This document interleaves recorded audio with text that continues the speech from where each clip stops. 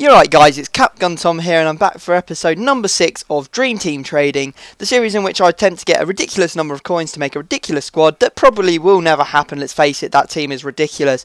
Anyway, as I said on Sunday, I was going to release another episode of this on the Wednesday if you managed to get it up to 500 likes, which you did, so here I am bringing you more stuff. My busy schedule is getting ruined by you guys and I'm going to give you the chance to do it again. If you can get this video up to 600 likes, I will go and do another episode next Wednesday as well as the Sunday episode. So there's an incentive for you. Hit that like button now. Don't even bother watching the rest. There's no point.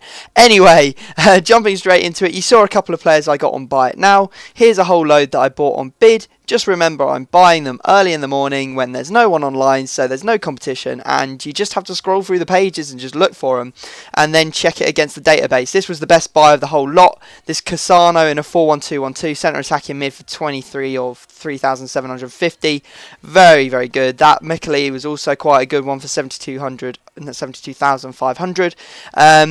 But yeah, basically what I do is I check it all against the ultimate database, and then I go and decide whether it's worth buying the player or not, whether I'm going to make enough profit. Basically, a lot of you have said that the database isn't accurate because it gives you an average price, but at the end of this video I'm going to show you how to use it and how to get a more accurate readout from it. Anyway, now moving on, we've moved on to the next day. I've managed to sell most of the players. I didn't sell all of them. There are a couple that stuck around and just needed a couple more times through the listings. I mean, when you try and sell these players, I usually like to wait 2 days, 3 days, you know, put them up overnight to get the optimum price, the actual amount that I want to, and the most profit out of them. However, you can't be that fussy when you guys are this demanding, and I've had to put them through at slightly lower prices just to get rid of them, so that I can show you, but a couple of them didn't sell. Anyway, moving on to day number 2, you can see here a whole bunch of players, a couple of Blazikowskis, I think that's how you say his name, a Sadov, and some other players as well. Who knows who they are? Who gives a crap? Anyway, we move on to the next day and we are going to sell some more people. As you can see, our coin stack is now up to 969,000, and in fact I actually sell a player while I'm removing some of these players, and basically the reason that my coin stack has gone up so much is purely because I sold the team I was using in Stream Builder, which cost about 500k. Now what you'll actually find is that I have a couple more informs, as you can see there, and an inform Mycon, so I do have some very expensive cards still to sell, and that will take me well over 1.1 million. So we are now over the 1.1 million mark, which is awesome. I think the last time I was over a million was absolutely years ago, probably before I got hacked. So yeah, pretty happy times. Anyway, I'm going to show you how to use the database now.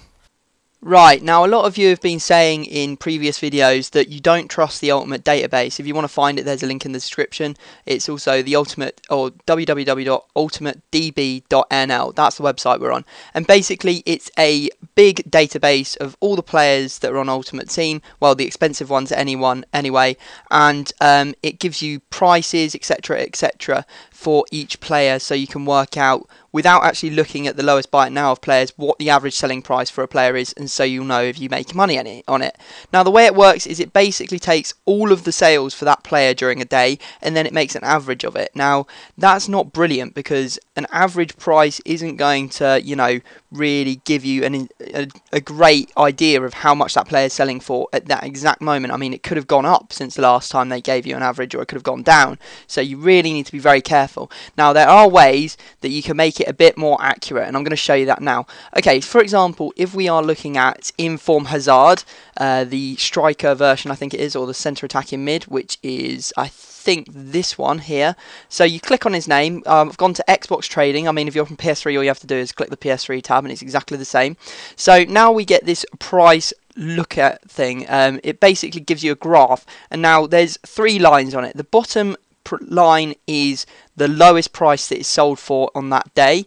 The middle line is the average price that it's sold for on that day, and the red line is the most it was bought for on that day. I mean, you can see there someone's clearly accidentally listed an Inform Hazard ridiculously for like 2,600. I mean, you can actually get readouts on this graph if you just put your cursor over it in the right place above the month, you can see there on the 29th of July, his average price for the day was 117,000, which is a bit of a drop from 2 days ago, or 2 days before, when it was 118. So he has quite a steady sort of like flow. You'll actually see some players going up and down, just depending on if they've come out of packs, if they've gone in, and a whole bunch of reasons. Anyway, what we're going to do is we're going to go in and we're actually going to click on the 31st of July. So you can actually click on the day that you're in question. So for today, it is actually the 31st of July now, and now it will bring up a much more accurate sort of like price thing for each hour. Now, obviously, there isn't one for every single hour because there's not a hazard sold every hour, but you can see here there was an average price. The blue bars again are the average, the green's the lowest price, and the red is the most. So you can see here the average on that day was 123,000 on at 3 o'clock. That day was 123,000. There was actually two sold, one probably for about 124, one for about 126, which would average out at about 123 or something like that. No, 120 and 126, we'll say. Whatever, it doesn't really make much difference. It's just, I'm just trying to get you to know that there is a way that you can make it a lot more accurate, the database, and you can also do things like this. For example, if I click on a certain hour, then it will bring up the individual trades for that hour. Now, my internet's quite slow, so you're going to have to bear with me. I'll quickly bring you through this thing down here. You can actually click here and you'll see the current auctions on the market. Now, the auctions on the market will actually bring up a list of all the players that are listed. Now, it is very, very dodgy, I won't lie. It's not very good at picking up all the players, so don't rely on it solely. Don't be like, oh my god, I can list this one up for 120,000 because the lowest buy it now is 125 or something, and I'll still make a 20k profit or something because I picked it up for 100k. Don't think that, because sometimes I've gone onto the actual Xbox and then found that there is actually one for like 118, 117, and that can warp your profits and everything like that. So just be very careful. I mean, with big players, I will always go and check the lowest buy it now. Like, I don't want to risk 100,000, 200,000 coins on something that might go very, very wrong. So I always go and check.